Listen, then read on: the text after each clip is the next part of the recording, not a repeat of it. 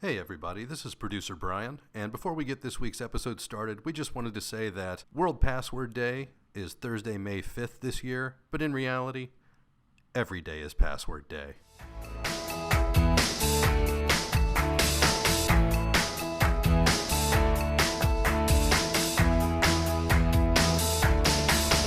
Go. Hello, everyone, and welcome to another edition of Ask You Anything presented by Mosier Consulting. I'm your host, Angel Leon, Mosier's Director of Personnel. We're glad you're with us for episode 9 of Ask You Anything, and with us today is one of Mosier's technology leaders to talk about passwords.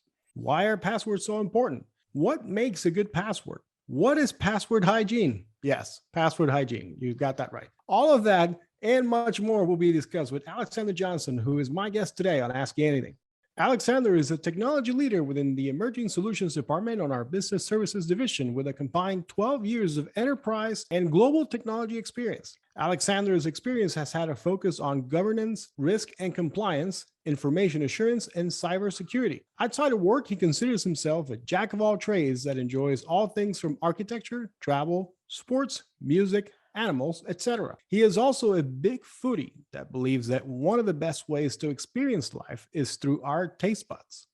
Alexander is married, has a Bengal cat and a red-nosed pit bull who they love very much and consider them their children. Alexander, it's great to have you with us on Ask Anything. But before we move on, I want to do a quick shout out to one of our previous episodes, the Spam, Scams, and Sabotage, Tales of Adventures from the IT Help Desk, for more information and an informative discussion about computer security. But with that being said, Alexander, thank you again for joining us on Ask You Anything. How are you? Doing good. Good to be here. Well, I'm glad you're here because password security and any type of security right now during these days is, I think, all the rage. But let's start, as we always like to do here on Ask You Anything, with the simple stuff. What makes a good password? So what makes a good password is a combination of password length and complexity. So complexity being a mixture of uppercase and lowercase letters, special characters, and numbers. The password should not be predictable or easy to guess. You brought up a lot of interesting points there about password, what makes a good password, all the different characters and symbols that we could use. I want to ask you about something that I find very interesting because a lot of people use the same password for everything. And that is your personal stuff. That means your banking, right? Your Facebook profile, to name a few places. But then they also use it to log into their computer at work, which may or may not be the right thing to do. So why is it important for people to use different passwords at both, the home stuff and work? That's a great question. So one of the primary reasons, oftentimes when people are at home, they have many accounts. And the nature of having many accounts is you might not practice the same level of caution or potentially the same level of complexity or good practices that you might otherwise utilize while at work. And so the last thing that you would want is for your Facebook or your Netflix or your Papa John's account to be compromised. No, Papa John's, come on. Sorry, nothing against Papa John's. I love Papa John's. But the last thing that you would want is for any of your personal accounts to be compromised and then somebody to gain access to your work account. And I mean, that can be for anybody, because if you are in a role that is critical, whether it's on a security level, financial level, etc., that can lead to some pretty bad stuff. Even if you don't believe that your role is overly significant, somebody can still use your credentials, get in, and then utilize things like social engineering, posing to be you in order to gain access to systems or gain the trust of individuals inside who might otherwise believe it's you who they're speaking to. Yeah, that brings up a good point, because if, let's say, God forbid, somebody got your information for one of your bank accounts, or vice versa, they got your login information to your laptop, and then they start digging into your personal life, then they can figure out your bank, they can figure out your Facebook, your social media account, etc. And so now you're basically wide open, for the taking. And then, as we know, there's a dark web out there where a lot of stuff gets posted, social securities, date of birth, et cetera, of individuals. So it's always good to actually have that security where you have different passwords. And as I'm sure we're going to talk a little bit about later, just make sure when you're doing those passwords, you don't follow them up with a sequence of numbers all the time. So if your password expires every 60 days and it ends in 1, then don't do the same thing with 2, and then et cetera, et cetera. But we'll get to that in a little bit. Before we get to that, so I want to talk to you about something that you mentioned to me in our pre-sessions for this podcast. And by the way, shout out to Papa John's. Today is Pi Day. We're recording this on Pi Day, so get your pies anywhere, wherever you get your favorite pizza. So what's this about password phrases? Because we've heard, passwords has been the thing for probably the last 22, 23 years since the internet became such a huge sensation. But nowadays, I heard you say earlier last week about password phrases. So could you elaborate a little bit more on that? What does that entail and how is that replacing passwords? Sure. So typically when somebody is tasked to coming up with a password, they will, that's exactly it. It's right there in the name, is they try to come up with a word that, or whether that's a short word or a long word, that then they add some complexity to. So for example, somebody might come up with the password of turtle. They might change the L in the turtle to be a 1 or the E to being a 3. And while some might think that that is a good password, it is still relatively easy to guess. And ultimately it's a fairly short password. Mm-hmm. Yes, your friend down the street might not be able to guess that that's your password, but a lot of people who utilize technology in order to crack passwords, that's a relatively simple and easy thing for them to crack. So a passphrase are typically longer, they're typically more complex, and you have the added benefit of it potentially being easier to remember at the same time. So you get all of those benefits, and it's a bit easier to remember if it's a phrase that you might use or that helps remember if it's associated with something. So actually, NIST and other security resources have been leaning towards password length being greater than or a bigger, better factor than password complexity. Both should be utilized, but research is showing that the length more greatly affects how easily a password can be cracked. And so, kind of like what I mentioned before, when you're discussing a password, no matter how complex that is, a passphrase, even if it's more simple, but of course you should still apply that same complexity, would be much harder to crack. And I actually have an example of that if you would like.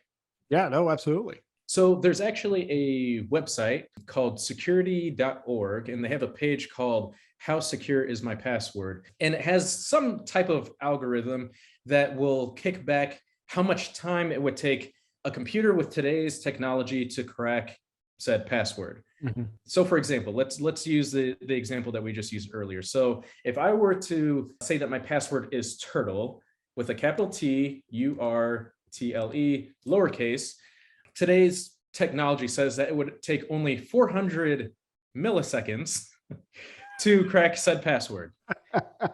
Now, let's say you want to get really creative and toss in 1, 2, 3 at the end. Well, it might take roughly 3 days, right?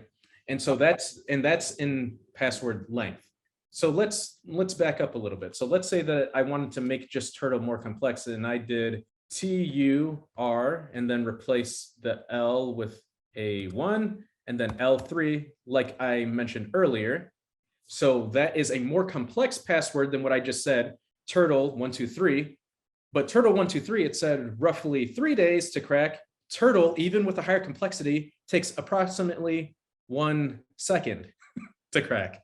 Wow. Well, and that makes sense because now you're switching the L to a 1, which is a comparable, right? You can switch that letter to that number, and then the 3, the E through the 3, that makes sense.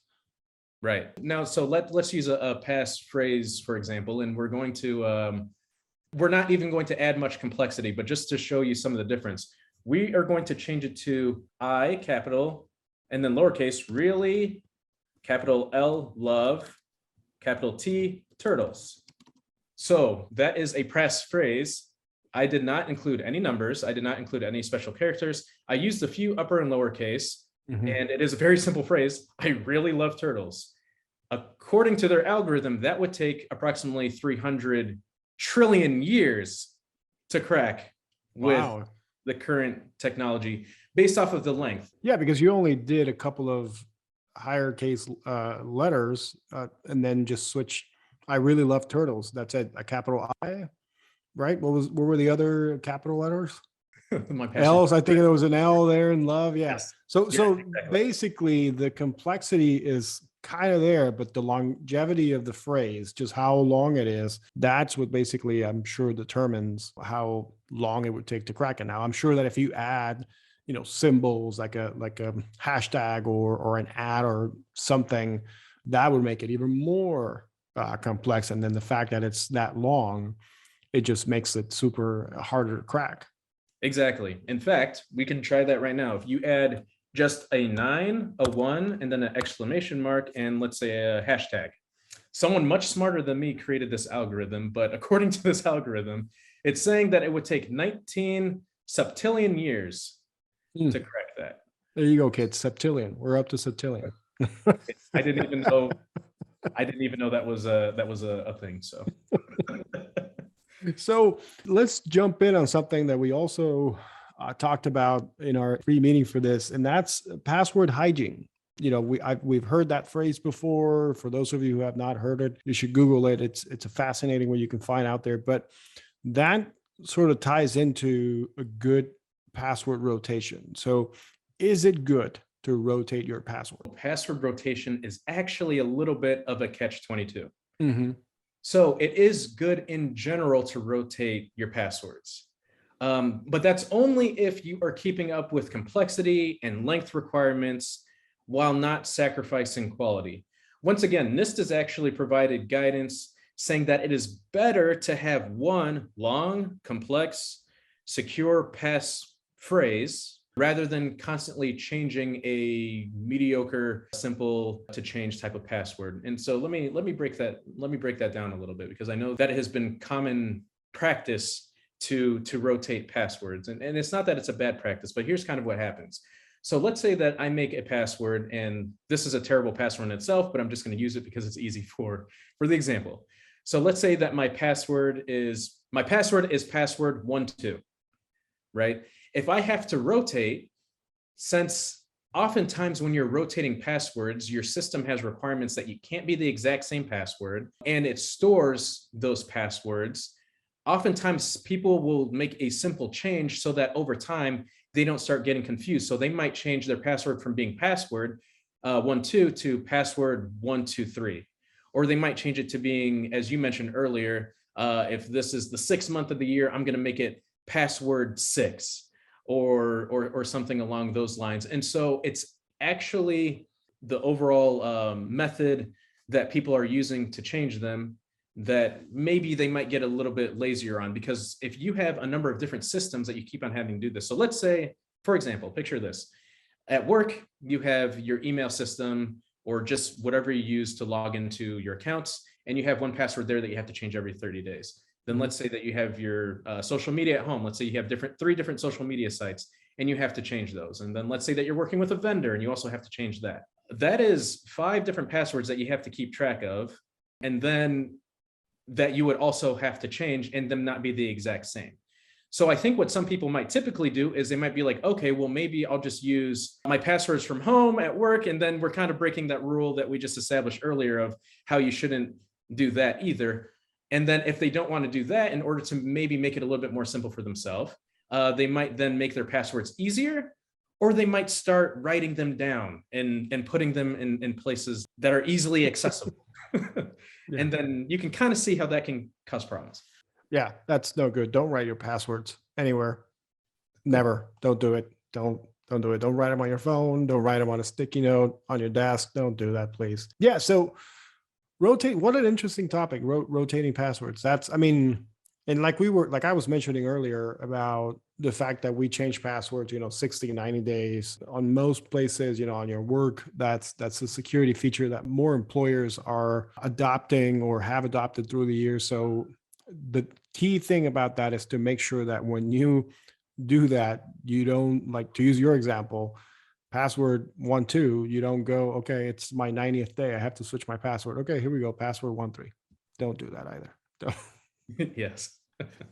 So another thing that we talked about that I think if you, for those of you who are listening, if you don't know what they are, you should definitely look into those password vaults. That's something that has been a popular thing that has been taking shape a little bit over the last 5 to 7 years. So what can you tell us about password vaults? Password vaults are a very good, they're a very good tools. So you may have also heard them as password managers. It's a tool, but that tool provides a means of having multiple passwords and not having to necessarily remember those passwords. It stores them for you, and it can be utilized, and those passwords can be utilized and linked to their specific accounts when needed. So it allows for an individual to create those lengthy, complex passphrases and not necessarily have to remember all of them off the top of their head, since they have to have a different one for work and for home, etc. And those things are interesting because some of the current web browsers out there actually offer some sort of password remembering tracking for you that might be too tempting to use, Mhm. right? So when you're constantly visiting your bank online, when you're constantly, going into Facebook and going into any social media site, your web browser has built-in password remembrance, but that's not a password vault.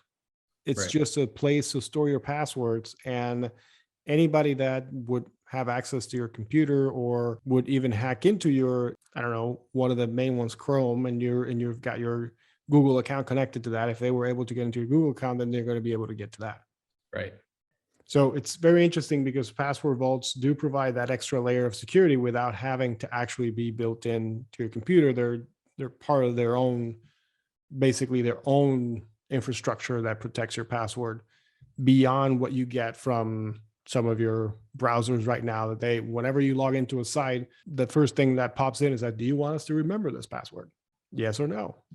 To wrap this up real quickly, what can people do to make their passwords more secure? Is there anything more beyond just passwords? Yes. So I'm sure I'm sure many people have heard of the term multi-factor authentication.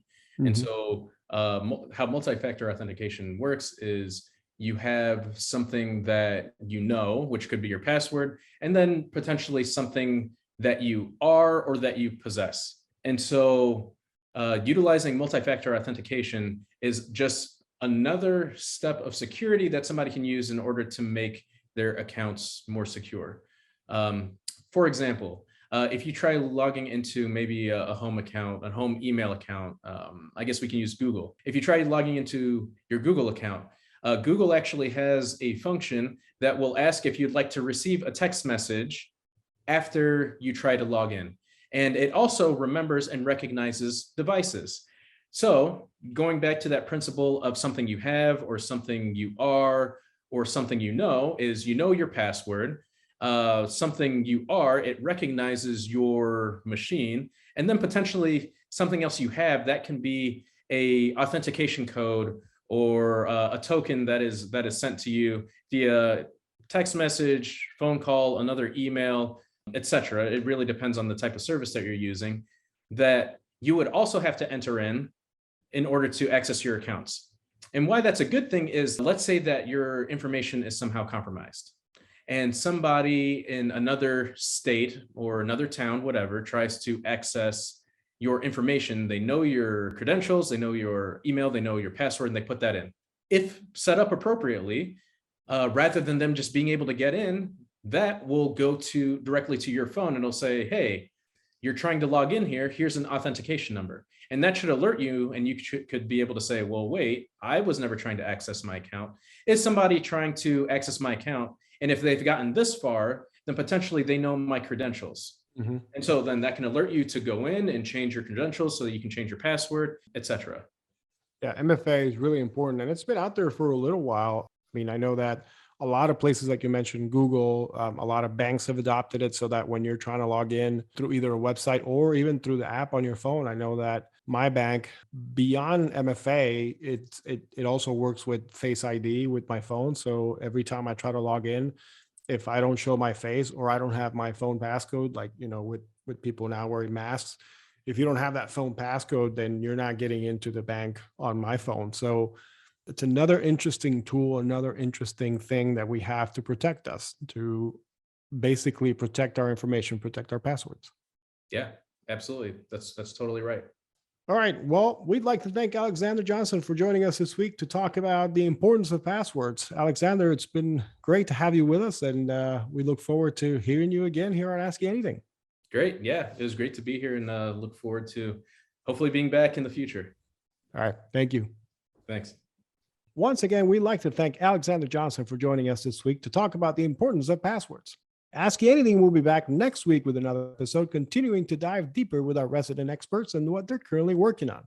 If you have an idea or a topic you'd like us to explore, please reach out to us through our social media channels. In the meantime, please remember to give us a rating and subscribe to our feed wherever you get your podcasts. Until then, hope you have good password hygiene.